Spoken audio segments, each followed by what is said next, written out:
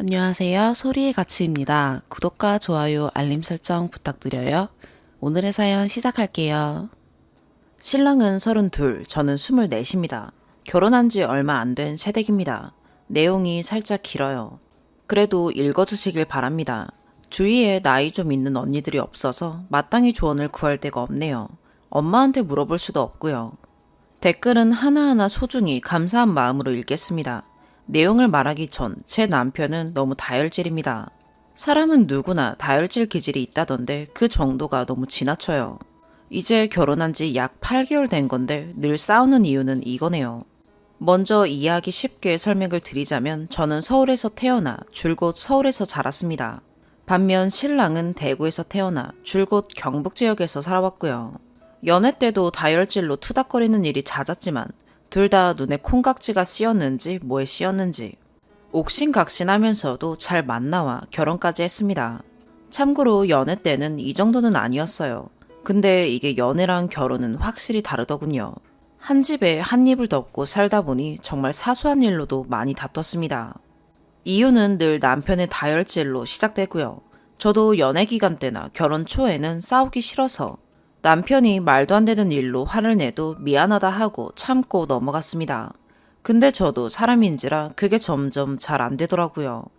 내가 왜 늘 참고 이해해줘야 해? 왜 내가 먼저 사과해야 돼? 내가 뭘 그렇게 잘못했어? 이런 생각들 때문에 언제부턴가 저 역시 남편이 욱해서 화를 낼 때마다 똑같이 화를 내고 소리칩니다. 언젠가부터 지친 거겠죠. 나중에는 싸움이 커지면 내가 호구로 보이냐? 나이 많이 어리다고 무시해? 만만해? 이러면서 소리도 지르게 되더라고요. 더 이해가 안 가는 건 막말로 무슨 또라이도 아니고 웃고 떠들고 분위기 좋다가 본인 마음에 안 들면 불같이 화를 냅니다. 다중인격 같아요. 지역 감정은 아니지만 저와 부모님, 조부모님도 서울 분이시고 주위에 지방 출신, 지방살이 해보신 분이 없어서인지 어려서부터 줄곧 억양 있는 말투를 못 듣고 자라온지라 남편의 말투에 적응하기가 좀 걸렸어요. 말도 빨라서 한 번에 못 알아듣고 남편은 성격이 급한지라 일반 경상도 분들 말투보다 살짝 더 빠른 것 같네요. 싸우자는 식으로 들리기도 하고요. 신랑은 경상도 남자이다 보니 억양에서 묻어나는 툭툭 던지는 말투에 혼자 상처도 많이 받았었고 정작 신랑은 화낸 게 아닌데 제가 느끼기엔 경상도 억양 자체가 억세고 툭툭 던지는 그런 말투다 보니 오해를 했던 적이 많았습니다. 제가 오해하면 신랑은 늘 오해했다고 말해주고요. 예를 들면 서울 말투는 서로 의견이 안 맞거나 짜증이 날 때 왜 그러는데? 넌 왜 늘 네 생각만 해? 너무 이기적인 거 아니야? 넌 잘했어? 이런다 치면 경상도 남자인 제 신랑은 와카노, 닌 항상 그딴 식이다. 지피 몰라. 캄, 네가 잘했나? 뭐 이런 식입니다. 억양부터 세고 마음에 팍팍 꽂힙니다. 등 돌려 몰래 눈물 훔치기도 태반이었고요. 근데 이건 뭐 말투가 다를 뿐이지 하는 생각에 이제는 이해합니다. 각설하고 이해를 돕도록 실제 있었던 몇 가지 상황을 이야기해 드릴게요. 보기 쉽게 신랑 말을 서울말로 쓰겠습니다. 첫 번째, 야식 시켜 먹을 때. 몇 달 전인 늦은 밤에 신랑이 출출하다며 배달 음식을 시켜 먹자고 하더군요. 좋다고 하고 서로 배달 책자 보면서 뭐 시켜 먹을지 고민하고 있는데 신랑이 대뜸 중국집 시켜 먹을까? 라기에 아니 중국 음식 별로 안 먹고 싶어. 그럼 뭐 먹지? 치킨 먹을래? 그럴까?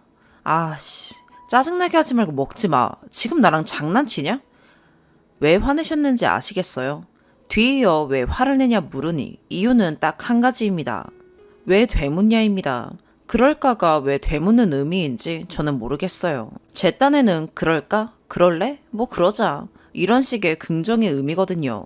자기가 물었으면 yes, no로 대답을 해야지. 왜 사람 짜증나게 대묻고 난리냐고 합니다.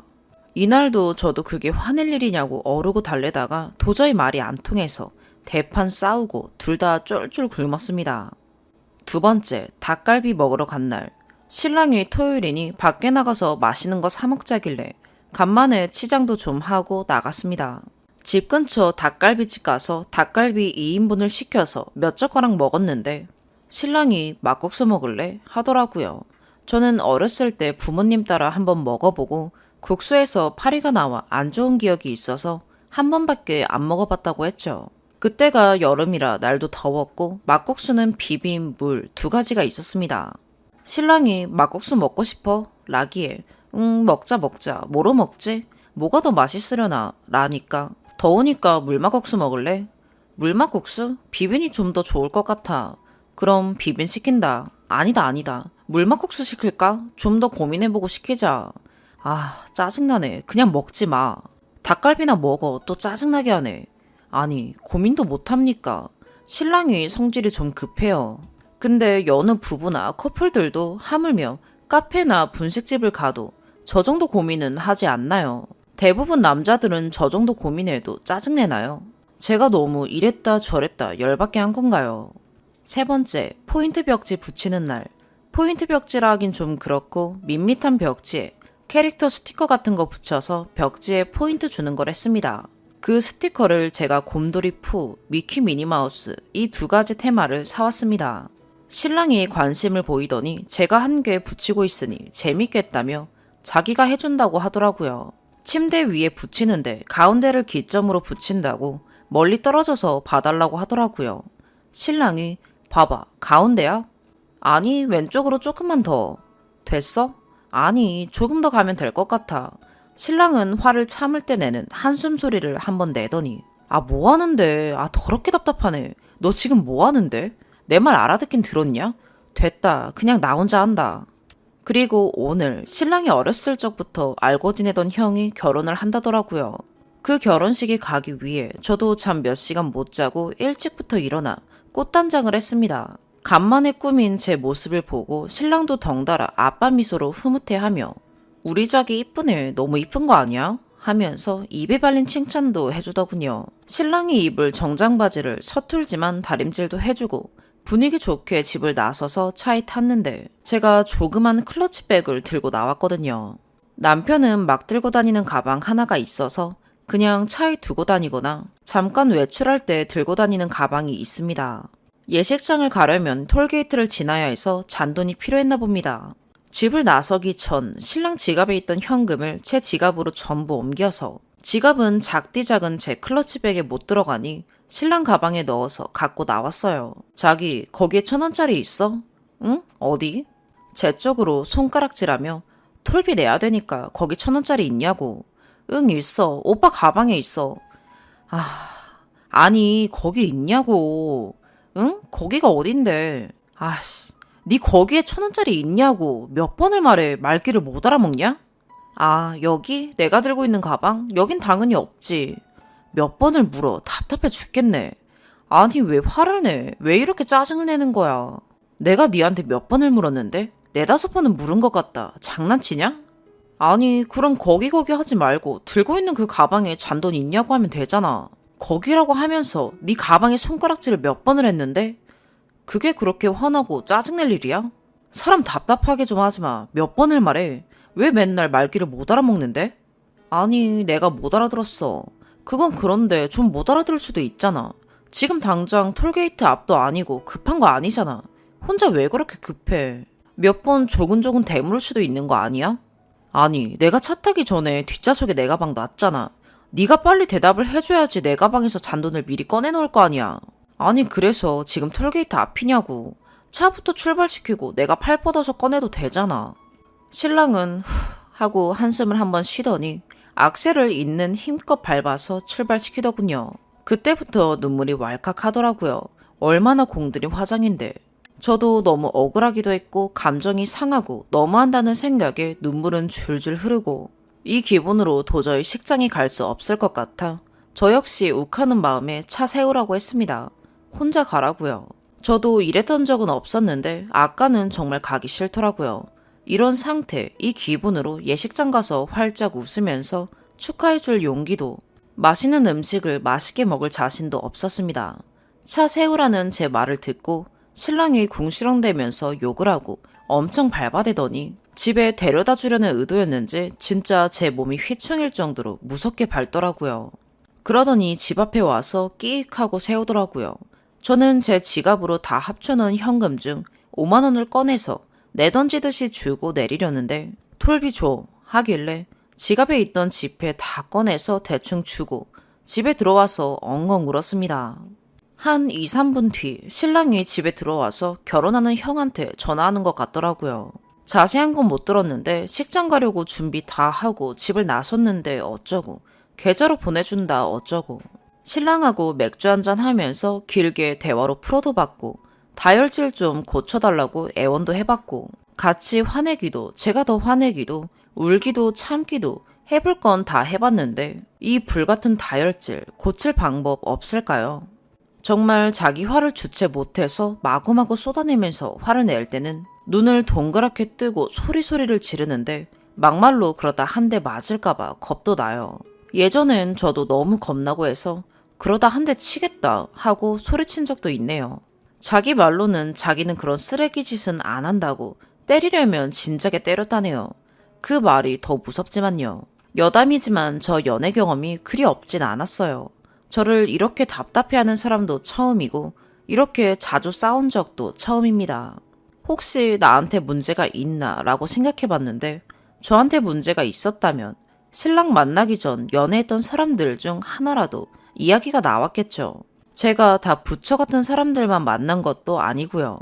한 번은 울며 불며 도저히 안 되겠다 싶어서 신랑한테 이런 얘기까지 했었네요. 오빠를 만났던 다른 여자들은 오빠가 그렇게 화낼 때마다 어떻게 했냐고. 나는 울어도 받고 참아도 받고 같이 화도 내보고 이해도 해봤고 내 손에서 해볼 건 다 해봤는데 도저히 감당도 안 되고 방법을 모르겠다고. 신랑 말로는 걔들은 본인이랑 같이 개난리 치고 쿨하게 풀었대요. 여러분이 볼 때 제가 그렇게 많이 답답한가요? 매번 답답하다 화를 내는 신랑인데 멀리 시집와서 근처에 아는 사람도 친구도 없어서 불러내 하소연할 사람도 없네요. 혹시 저 같은 고민 있으신 분 있으신가요? 그럼 해결 방법 좀 공유를 해주십사 이렇게 글을 올립니다. 위에도 여러 번 언급했듯이 지역 감정은 전혀 없고요. 저 경상도 사람 엄청 좋아합니다. 그러니 신랑하고도 결혼했겠죠. 경상도 말투, 억양에 대한 언급은 지극히 저 혼자만의 견해입니다. 기분 나쁘게 보진 말아주셨으면 하네요. 추가, 이렇게까지 많은 관심을 받을 줄 몰랐는데 속상한 마음에 끄적인 글이 생각보다 이슈가 되어서 당황스럽기도 하고 좋은 글도 아닌데 이런 이야기로 큰 관심을 받아 부끄럽기도 하네요. 많은 댓글들 하나하나 다 읽어봤고요. 대댓글도 다 읽어봤습니다.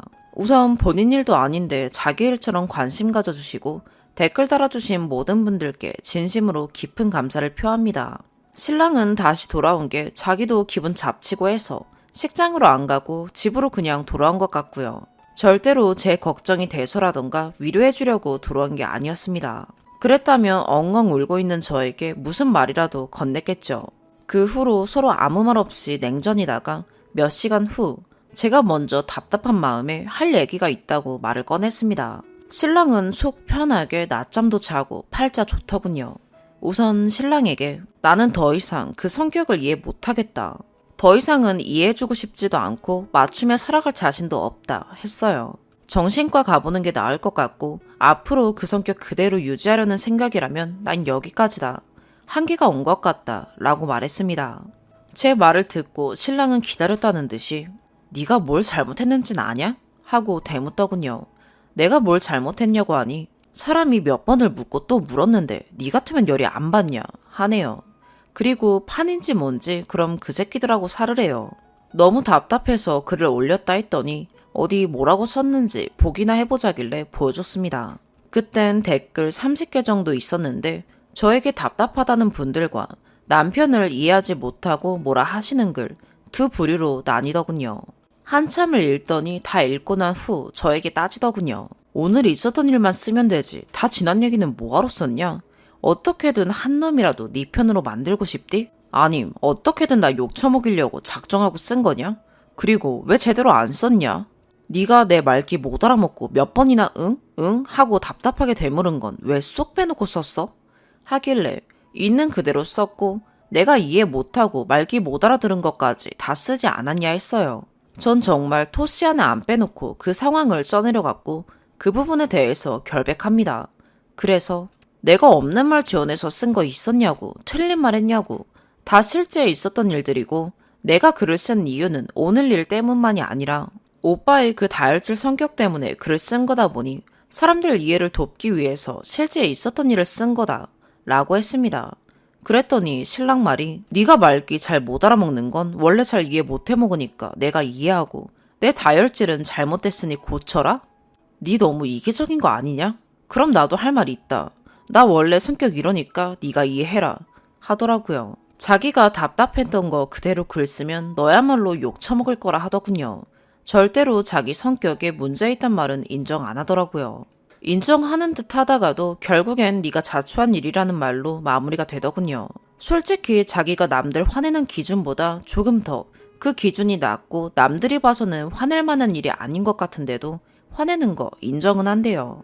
근데 아무 일 없었는데 갑자기 소리치고 화내는 것도 아니고 자기가 화냈을 땐 그만한 이유가 다 있었고 이유 없이 화낸 적은 없으니 너도 내 화에 동조를 했고 화나게끔 만든 건 너이기 때문에 네 잘못이 없다고는 못하겠다 하더라고요. 아니 하하호호 웃고 떠들다가 대뜸 화낸 적이 있냐고. 그랬다면 내가 진짜 도라이 맞는 건데 난 타당했다 이러더군요. 옆에 앉아 이야기하는데 어찌나 눈을 치켜뜨고 소리치는지 순간 한 대 칠 것 같아서 떨어져서 이야기하라고 했어요. 그랬더니 어이없다는 듯이 혀를 차면서 떨어져서 이야기하더라고요. 한참을 서로 큰 소리 내며 싸우다가 제가 참았던 화가 터지면서 도저히 대화도 안 통하고 해서 너무 흥분한 나머지 방에서 나가라고 했네요. 얼굴 계속 보고 있으면 돌아버릴 것 같으니까 제발 나가라고요. 신랑은 헛웃음을 치며 방문을 닫고 나갔고 그 뒤로 저는 흥분이 도를 넘어서서 머리부터 발끝까지 온몸이 하얗게 질리고 혈액순환이 안 되고 호흡 곤란까지 왔었습니다. 저도 처음 겪은 거라 많이 놀랬어요. 이러다 미치는구나. 이러다 생을 마감하는 건가 싶더라고요. 심장은 미친 듯이 뛰고 손바닥 발바닥은 하얗게 질리고 두피까지 쥐가 나는데 미쳐버리는 줄 알았습니다. 제가 온몸에 피가 안 통하는 것 같길래 헉헉대며 울면서 숨 깊게 들이마시고 진정하려 하는데 신랑은 방에 들어와 보지도 않고 관심 바뀌네요. 이 상황을 다 알고 있는 친구에게 전화해서 나 좀 살려달라며 소리내서 엄청 울었네요. 친구는 계속 물 마시라고 숨 깊게 쉬고 그냥 울어버리라고 하더라고요. 한참을 전화 붙들고 울고 나니 피부색도 돌아오고 진정이 되더라고요. 이게 화병인가? 어쩌다 제가 이 지경까지 왔는지 모르겠어요. 신랑이요. 말은 얼마나 잘하고 목소리도 어찌나 큰지 말빨 하나는 기가 막혀요. 자기가 100% 잘못한 일도 말에 살 붙이고 뭐하고 해서 자기가 맞는 쪽으로 몰고 갑니다. 상대방이 결국 할 말 없게 만들고 승리의 미소를 짓죠. 아무튼 결론은 나아진 게 아무것도 없습니다. 더 심하게 싸웠네요. 싸울 땐 저도 질세라 소리치는 남편에게 더 소리쳤었고요. 상황이 어찌 점점 악화되기만 하네요. 그리고 댓글들 중에 톨비 사건에 대해 이야기들이 많으신데 몇몇 분들이 오해를 하신 것 같아요. 글을 제대로 읽어보시면 차 출발하기 전입니다. 집 앞 주차해놓은 차 안에 타자마자 시동도 걸기 전에 있었던 일이고요. 전 신랑이 이해가 안 가는 게 분명 집을 나서기 전 서로 가진 돈 탈탈 털어서 제 지갑에 넣고 그 지갑이 제 클러치백에 안 들어가니 신랑이 자기 입으로 내 가방에 넣자 하면서 자기 가방에 넣었거든요. 근데 굳이 저한테 제 클러치백에 현금 있냐고 물을 필요도 없었고 뻔한 걸 묻지는 않았을 거란 생각에 제 가방에 잔돈 있냐는 소리라고는 전혀 예상치 못했었어요. 말귀를 못 알아들은 건 제 잘못입니다. 그 부분에선 저 역시 할 말이 없고요. 그치만 톨게이트 앞에서 돈 달라고 재촉한 것도 아니고 차 시동도 걸기 전인데 혼자 다급해하며 소리치는 남편이 이해가 되질 않아 서러워 울었던 겁니다.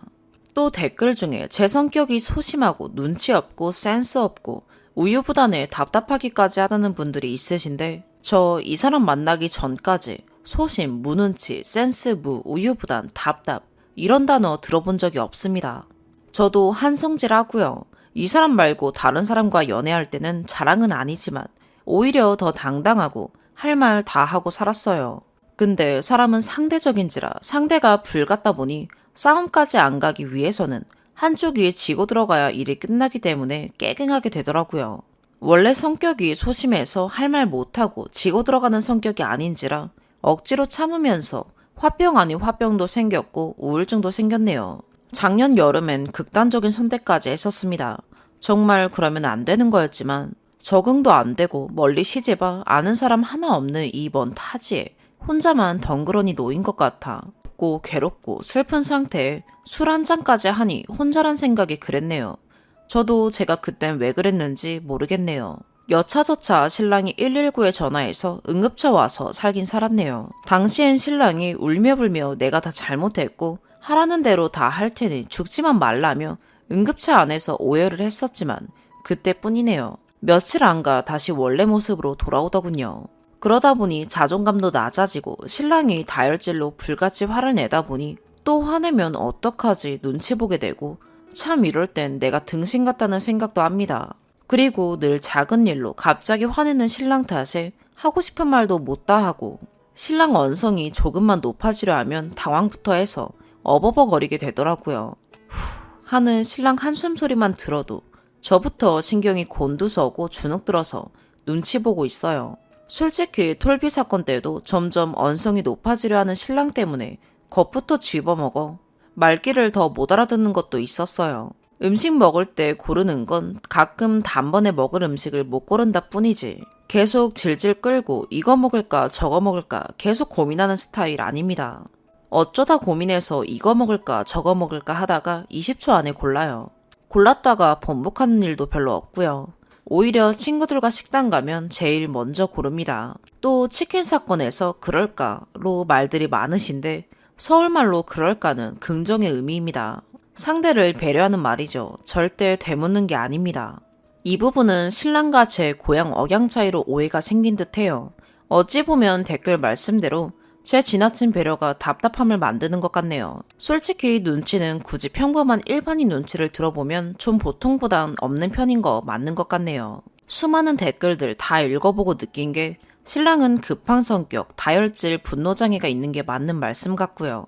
저는 눈치도 일반인보다 없고 경상도 말보단 느릿느릿한 서울 말씨, 쓸데없는 배려심으로 인해 신랑의 그 불같은 성격에 기름을 붓고 있는 것 같네요. 저 역시 조금 더 느긋하고 여유를 가질 줄 알고 분노를 조절할 수 있는 사람을 만나면 행복할 것 같고 신랑 역시 답답하지 않게 빠릿빠릿 알아듣는 여자를 만나면 행복할 것 같아요. 결국은 서로 안 맞는 사람끼리 억지로 끼워 맞춰 살아가려다 보니 이 지경에 이른 것 같아요. 전체적인 상황에서 다혈질적인 남편 성격이 문제가 됐지만 제 잘못도 없다고 하고 싶진 않아요. 그리고 불행 중 다행인 게 아직 혼인신고는 하지 않았어요. 헤어짐을 준비 중입니다. 더 늦기 전에 이 상황에서 발을 빼고 싶네요. 아기를 가졌던 적도 없고 이쯤에서 그만해야 될 듯 하네요. 나중에 혼인신고도 하고 아기까지 생기고 울며불며 후회해도 그땐 늦겠죠. 소중한 관심과 댓글 감사드립니다. 평생 못 잊을 것 같아요. 글은 내리지 않겠습니다. 혹여나 헤어짐 준비 중에 신랑이 붙잡거나 했을 때 또 마음 약해져서 이 구정물에 다시 몸담지 않기 위해 이 글 곱씹고 또 곱씹으려고요. 사랑이란 단어에 정이란 단어에 가려져 흐려졌던 제 판단력이 확실히 뚜렷해진 것 같아요. 이러다 나아지겠지. 그래도 사랑하니까 참아야지. 라는 도닦는 마음으로 상처난 곳에 얼마 지나지 않아 또 상처를 입고 그 위에 흉이 채 가시기도 전에 또 상처가 얹어져도 사랑하니까 라는 말로 미련하게 모든 걸 다 덮으려고 했네요. 자기 일처럼 가족 일처럼 위로해 주시고 충고해 주신 것 너무 감사합니다. 쓴소리 해주신 분들도 너무 감사합니다. 모두 좋은 신부, 좋은 신랑감 만나서 예쁜 가정 꾸리시길 바라며 예쁜 가정 꾸리신 분들도 가정에 늘 행복이 가득하길 바랍니다. 두 번째 추가. 이게 그냥 오고 가면서 댓글 하나씩 달아주신 건데 힘이 많이 되네요. 신기하죠? 그간 외로움에 찌들어 사람이 많이 그리웠나 봐요.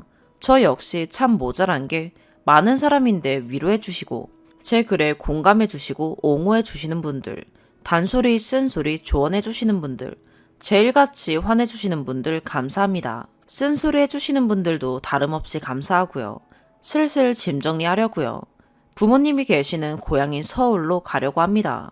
정말 다신 오고 싶지 않은 곳이에요. 생각이 많아요.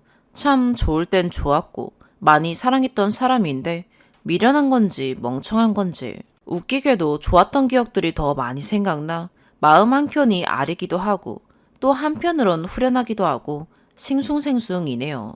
같이 산 정이 있는지라 그래도 다혈질, 분노 조절 장애만 빼면 사람 참 괜찮은 사람인데 원래부터 악한 사람은 없잖아요. 답답했던 저랑 달리 화끈하고 시원털털한 같은 지역 여자 만나 행복했으면 좋겠네요. 저랑 이렇게 서로 뜻이 안 맞고 성격이 안 맞아 헤어지게 되었지만 그렇다고 이 사람의 불행을 기도하고 싶진 않네요. 여기서 또 제 미련곰탱이 버릇이 나오는 건가요? 제가 글을 쓰면서도 어떤 분들이 보면 끝까지 지 착한 척, 지만 불쌍한 척, 피해자인 척 한다고 볼 수도 있을 것 같아요. 그런데 전 뼛속까지 진심입니다. 인상 깊었던 댓글들이 많았는데 그중 하나가 손뼉도 마주쳐야 소리가 난다. 글쓴이가 그만큼 도구었기 때문에 이 사단이 났다. 이건 양쪽 입장을 다 들어봐야 한다. 뭐 이런 식의 댓글이네요. 오르신 말씀 같아요. 제 신랑이 정말 정신 나간 싸패도 아니고 뭔가 나름의 이유가 있겠죠. 그런 성격의 신랑을 제가 좀 더 부드럽게 케어해주면 괜찮아질 것 같다는 분들 안 해봤겠습니까? 연애 초, 결혼 초에 본인의 다혈질 성격을 부드럽게 만들어주고 한 번 더 생각하게끔 화냈던 자신이 미안해지게끔 만드는 제 모습에 반했던 신랑이네요. 그런데 제가 언제부터 바뀌었어요. 당하고 반복되는 그 성격 때문에 지쳐서 어느 순간 놓아버리게 되고 같이 화를 내게 된 거죠. 이 부분에서 신랑은 되려 저에게 변했다고 합니다. 저도 참 많이 변했어요. 한결같았어야 했는데 저도 사람인지라 계속 달래주고 이해해주고 조근조근 설명해서 화를 풀어주기가 쉽지 않더라고요. 아무튼 댓글들 감사합니다. 대댓글까지 계속해서 쭉 실시간으로 읽고 있네요. 서울 가서도 읽을 거예요. 응원도 좋고 욕도 좋습니다. 이 글이 사람들 기억 속에서 잊혀질 때까지 댓글 하나 안 달리는 순간까지 읽고 또 읽겠습니다.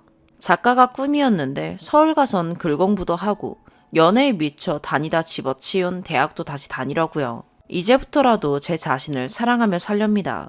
성격도 화통하고 웃음도 많고 장난기도 많고 주위에 항상 친구들이 끊이질 않았었는데 어쩌다 제가 이렇게 시커먼 암흑 속에서 두 눈만 꿈뻑이며 살고 있었나 싶네요. 읽고 또 읽어주신 분들 감사합니다. 두 번째 사연입니다. 30대 중반, 결혼 5년 차, 23개월 딸을 둔 사람입니다. 한 층에 3룸 1개, 원룸 2개 있는 빌라에 살고 있고 저희 집은 3룸이고 올 초에 옆집에 20대 후반 여자가 이사 왔습니다. 앞집 옆집에 누가 사는지도 모르는 요즘 세상에 옆집 여자가 이사 왔다고 잘 부탁한다. 강아지를 키우는데 순한 편이지만 혹시 시끄러울 수 있으니 양해 바란다고 이사 선물을 가지고 와서 알게 됐고 남편과 저 엘리베이터나 문 앞에서 마주치면 인사하고 지냈는데요. 고향에서 보내준 과일이라고 가져다주고 저도 고마워서 답례로 음식 같은 거 오고 가고 하다가 이웃치고는 꽤나 친해져서 한두 번 집에서 차 마시고 지냈어요. 딱 이때부터다 라고 하기에는 제가 둔해서 몰랐는데 자꾸 저한테 꾸미고 다니라고 하고 화장은 이제 아예 안 하나 봐 라고 눈치 주고 출산하고 살 뺀다더니 2년이 돼가는데 똑같네 뭐 이러는데 처음엔 신경도 안 썼어요. 옆집 여자가 저녁 7시에 벨을 누르고 남편이 나갔는데 공구를 빌리러 왔답니다. 제가 밥하다가 얼굴을 쓱 보니 집에서 있는 슬립 차림에 가디건만 입고 왔더라고요. 돌려줄 때도 그 차림이로요. 그 이후에 자전거가 고장이 났다며 간단한 건데 봐줄 수 있냐고 집에 있는 남편을 1층으로 불러서 둘이 내려갔고요. 저는 아기 보느라 집에 있었어요. 그때도 레깅스에 탑 입은 채로 2월이라 패딩 입었는데 다 안 잠그고 가슴꿀 보이는 채로 오더라고요. 저녁에 저희 집에 차 마시며 수다 떨러 온다고 할 때도 차 다 마시고 할 말도 없는데 이상하게 시간 끄는 사람처럼 집에 있다가 남편 귀가하면 꼭 얼굴 마주치고 가고 어느 날은 남편이 와도 집에서 계속 수다를 떨다가 갑자기 저한테 다이어트 되는 스트레칭을 가르쳐 준다면서 남편이 거실에 아기 보고 있는데 고양이 자세 같은 거 하고 다리를 양옆으로 찢는 자세도 하고 그러더라고요. 사실 썸 타는 거는 제가 좀 오버하고 망상인지 모르겠지만 집 올라가는 엘리베이터에서 마주쳐서 같이 타고 갔는데 저는 아이 안고 있어서 아이보다 거울로 비친 남편과 옆집 여자가 둘이 씩 하고 웃는 걸 잠시 봤는데 꼭 저 안 보는 데서 몰래 눈빛 교환하는 걸로 보였고 그 느낌이 이상하게 쎄하더라고요. 또 이상한 건 저희 빌라가 방음이 잘 안 돼서 옆집에서 나가거나 들어오면 현관문 도어락 소리가 잘 들립니다. 그래서 옆집 여자가 들어오고 나오는 걸 아는데 이상하게 그 여자가 저녁에 어디 나가는 현관문 소리가 들리면 남편이 몇 분 뒤에 담배를 피러 나가야겠다는 둥 음식물 쓰레기나 분리수거를 하러 나간다는 게 잦아졌어요. 제 남편은 원래 게을러서 제가 쓰레기 버려달라고 하면 조금 있다 한다 하면서 계속 미루는데 요즘은 안 시켜도 나가고 그렇게 나가면 한참 동안 나갔다 들어오는 건 아니고 10분, 15분 정도 사이에 들어옵니다.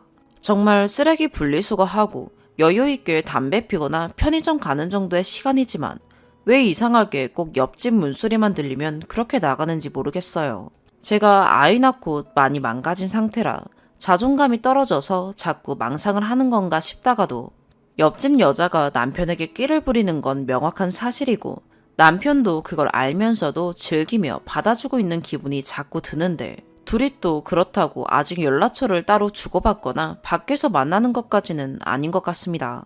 물론 제 생각이니 따로 만나거나 연락할 수도 있고요. 뭐라 지금 말하기도 애매하고 제가 이상한 여자가 되는 기분이에요. 아직 뭐라 말할 상황도 아닌데 그냥 더 상황이 나빠질 때까지 기다려야 하는 건가요?